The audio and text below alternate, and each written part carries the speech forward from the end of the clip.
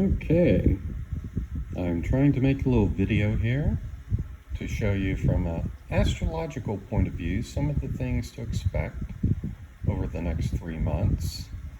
And so here's basically what's been going on.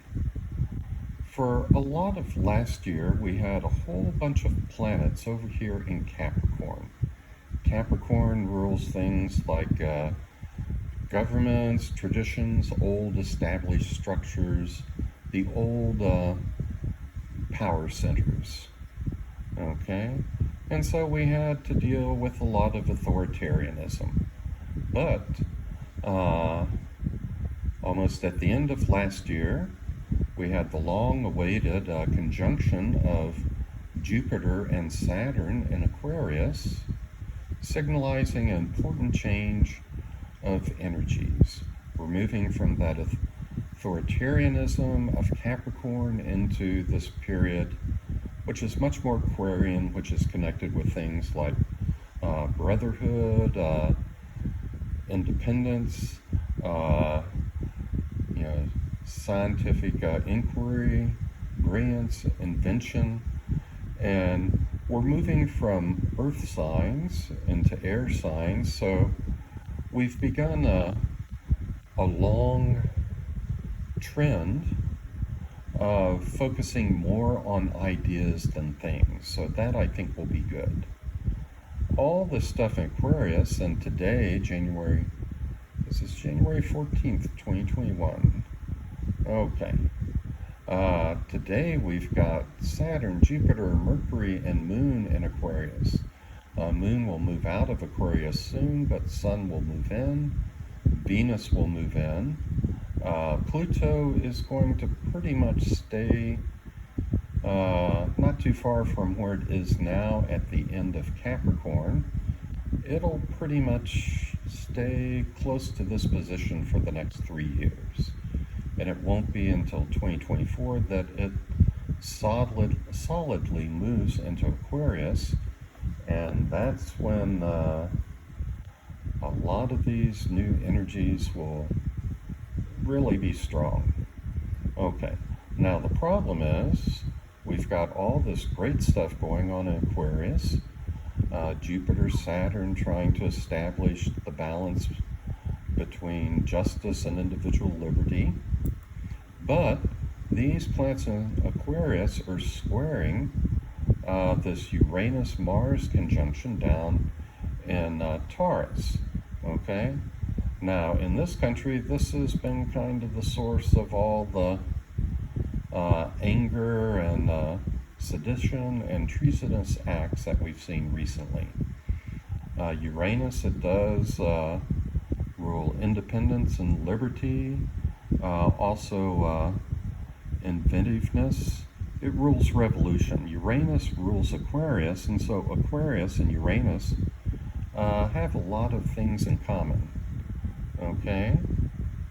But with Mars coming into conjunction with it, it's really explosive. Taurus is a fixed sign. It usually doesn't like to change, so if it starts to feel irritable, it usually holds that in for a while, but gets to a point where it just explodes. And so we've recently seen an explosion between these revolutionary, angry forces in Taurus, confronting these forces for justice and equality and peace and brotherhood that we have in Aquarius. Okay, well, the intensity will last for a while, but it's going to dwindle over the next couple of months. Okay, if we move on into, let's see, February, and hold on for a second, I've got to put down my phone and use 2 hands to adjust this picture here, so bear with me.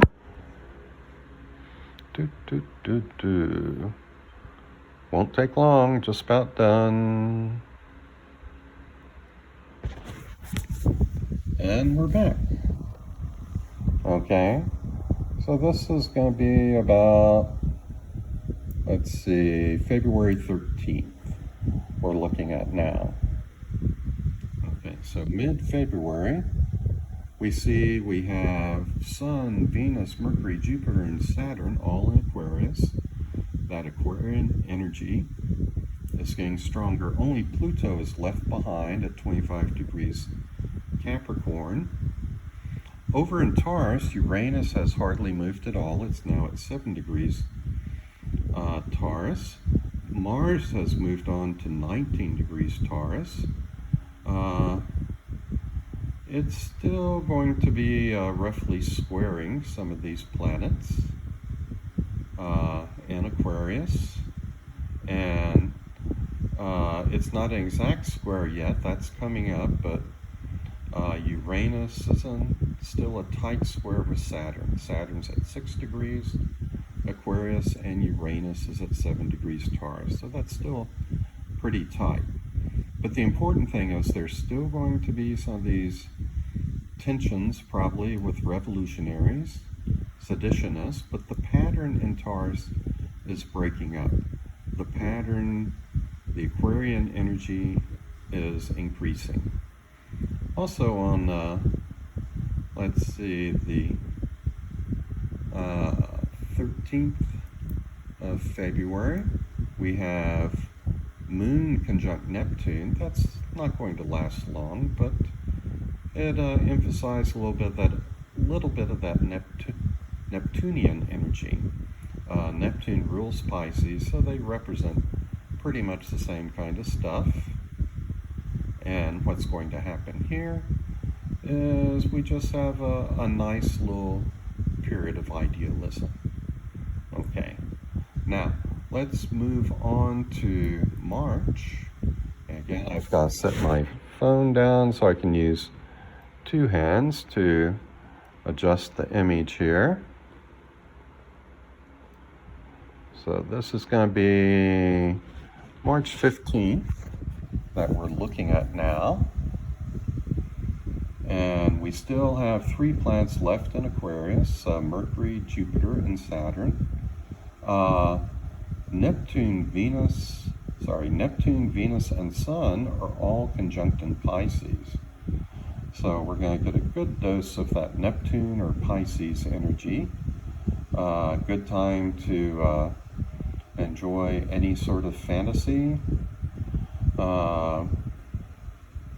Do some safe substances that may alter your state of consciousness, blur the lines of reality a bit. Just be careful with yourself. And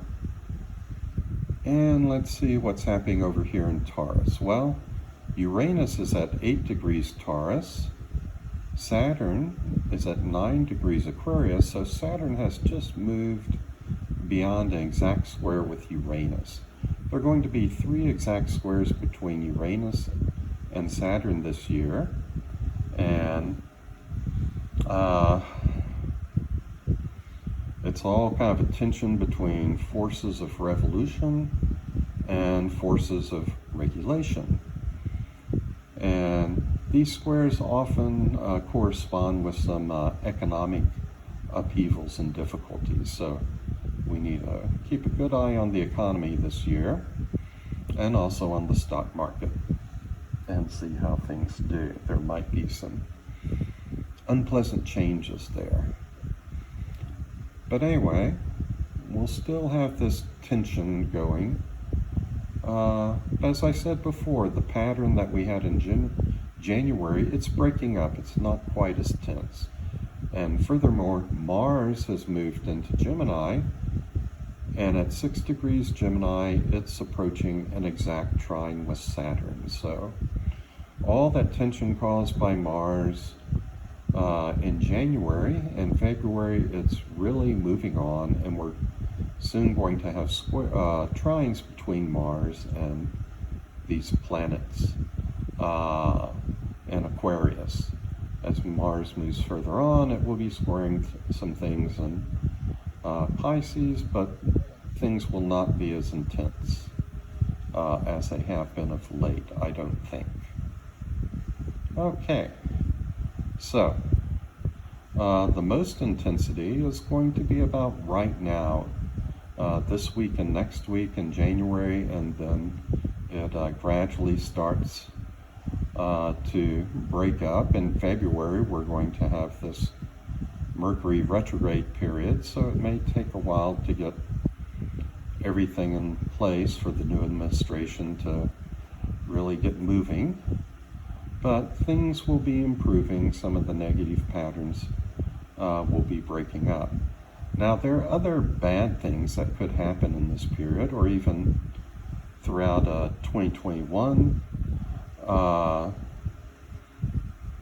I don't want to talk about those now because things in astrology, they're communicated through symbols. Symbols have positive ways of expressing themselves, and they have negative ways of expressing themselves. If I talk about the absolute worst that could happen right now, well, I don't want to be programming people for that. I don't want it to become a self-fulfilling prophecy. So if some of the possible really bad things that I see might happen do happen this year, well, I'll point that out after the fact. But I don't want to make it a self-fulfilling prophecy. I don't want to program people for any bad consequence by really bad thing by mentioning it beforehand. So we'll just see how things go.